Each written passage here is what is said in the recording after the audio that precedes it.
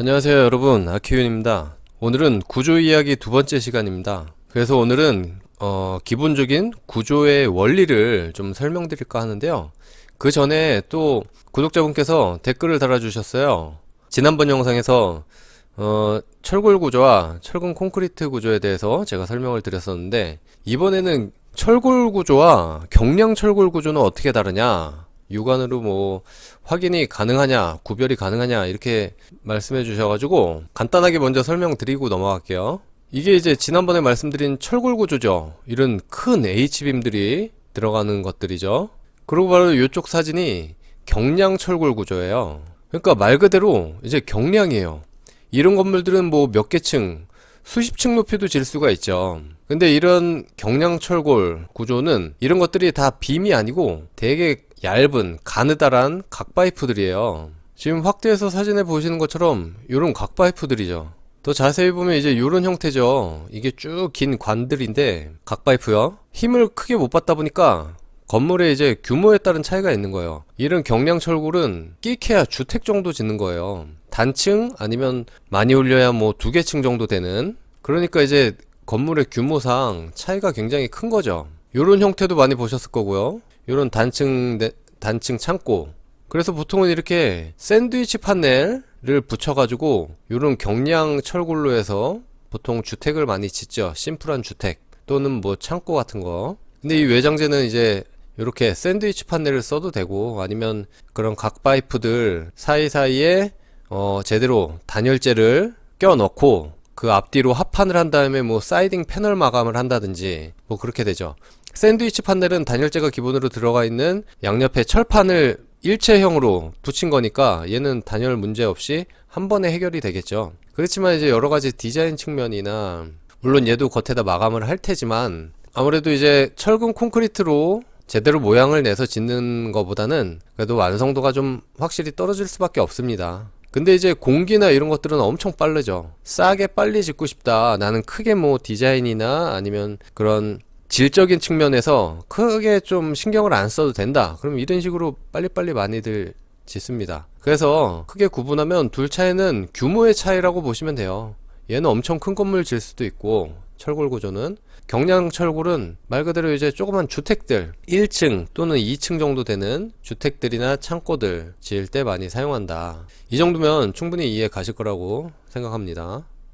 그리고 오늘 본격적으로 설명드릴 내용은 요거예요. 일단 철근 콘크리트를 저희가 많이 사용하니까 철근 콘크리트 구조를 보면 주위에서 흔히 볼 수 있는 요 벽식 구조, 이거는 기둥식 구조, 라멘 구조라고도 하거든요. 이렇게 차이를 볼 수가 있는데, 이거는 임의로 제가 모델링을 해본 거예요. 예를 들면 요건 예전 구형 뭐 30평 정도 되는 아파트 평면이라고 보실 수 있고요. 요건 그냥 제가 임의로 기둥 구조의 평면 형태를 만들어 본 거예요. 근데 딱 보면은 이제 기초가 하부에 있고, 이 벽식 구조는 진짜 벽 그대로 벽이 쭉쭉 올라와서 슬래브 판을 얹혀 놓는 거죠. 그럼 말 그대로 이 벽이, 이게 다 내력벽이에요. 하중을 받는 벽들. 이 안에 철근 배근이 다 되어 있습니다. 그래서 벽이 이제 슬래브를 지지하는 구조고, 이쪽은 이제 기둥식 구조, 라멘 구조. 이렇게 기초에 기둥이 먼저 이렇게 올라와요. 각 기둥들이. 그리고 또 다른 기둥을 눕혀 놓은 것 같은, 얘네들을 보라고 해요. 뭐 기둥만큼 이렇게 굵지는 않아요.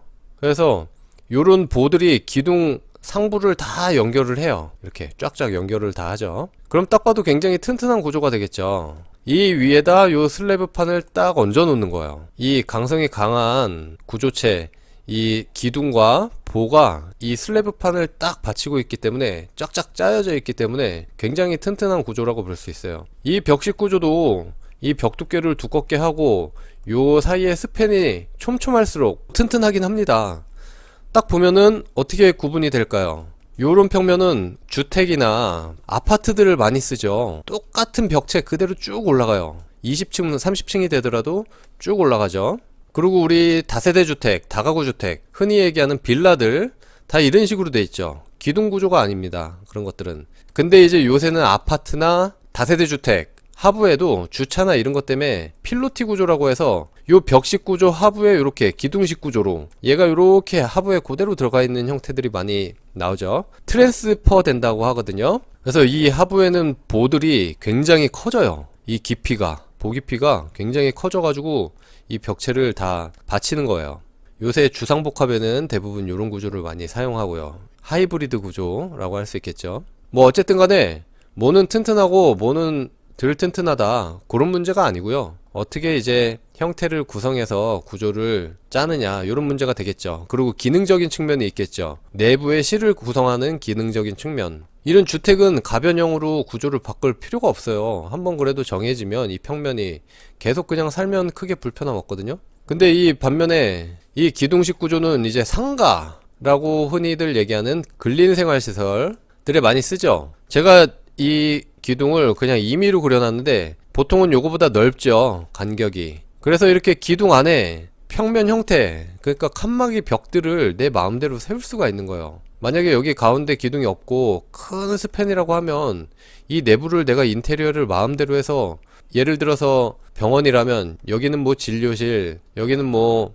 처치실, 뭐 이렇게 내 마음대로 가변형으로 짤 수가 있는 거겠죠. 그리고 또 다음 임차인이 들어오면 그 사람도 내부만 딱 뜯어내고 내 맘대로 또 구성을 다시 할 수 있고요. 이 내부에다가요. 그렇기 때문에 상업용 건축에는 이런 기둥식 구조를 많이 씁니다. 제가 예전에 그 도면 설명 영상을 한 5차례인가 해가지고 단계별로 만들었었는데, 그때 주거용, 상업용, 건물로 나눠서 설명을 드렸어요. 그때 보면 딱 맞습니다. 상업용은 다 기둥 구조로 되어 있고요. 평면에 기둥들이 다 들어있어요. 그리고 이제 주거용 건물에는 이렇게 벽식으로 다 벽이 구획이 되어 있죠. 그래서 이렇게 벽으로, 내력벽으로 슬래브를 받친다 그러면 이제 벽식 구조가 되겠고요. 이렇게 기둥과 보로서 슬래브를 받친다 그러면 기둥식 또는 라멘 구조가 되겠습니다.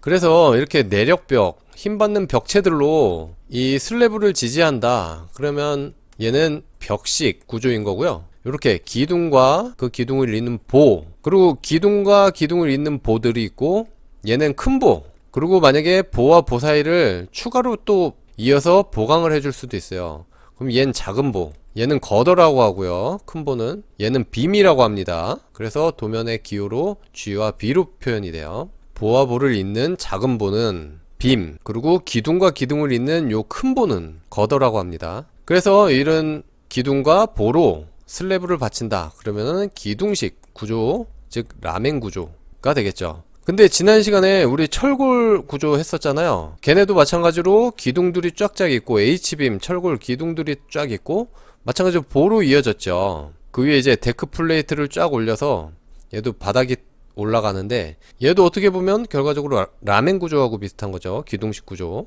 어쨌든 제일 중요한 차이가, 얘는 이제 평면 구성을, 그러니까 내부 칸막이 벽들을 내 마음대로 구성하고 설치했다가 해체할 수 있다 이런 장점이 있고, 얘는 그런 게 안 되죠. 요 내력벽, 힘받는 벽체들을 막 함부로 해체할 수는 없어요. 그런 것도 다 구조 계산이 되어야 되고 검토가 돼야 되고 이제 허가를 받아야 됩니다. 그래서 이런 것들이 벽식 구조, 기둥식 구조니까요. 이 정도면 충분히 이해하셨을 것 같고요. 그리고 다음 시간에는 벽식 구조보다는 이제 기둥식 구조, 저희들이 많이 쓰고 있는 기둥식 구조, 라멘 구조에서 구조의 기본 원리를 따로 좀 더 설명을 드릴게요. 그 원리를, 힘의 전달이 어떻게 되고, 그리고 철근 콘크리트가 왜 철근 콘크리트냐, 무슨 보강이냐, 이런 것들, 뭐 배근에 대한 얘기들, 그런 것들도 굉장히 재밌으니까요. 다음 시간에 설명을 드리겠습니다. 감사합니다.